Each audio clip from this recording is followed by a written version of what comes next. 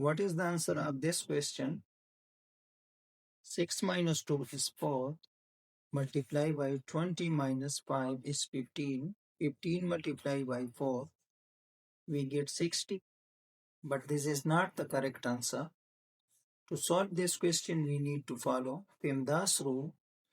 According to PEMDAS rule, first we solve parentheses, then exponent, then multiplication and division, then addition and subtraction.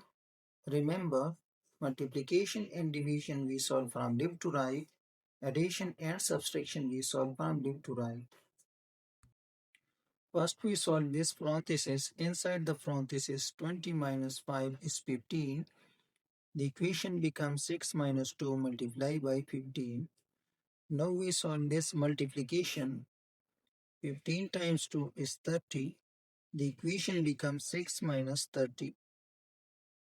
Now we solve this. 30 minus 6, we get minus 24.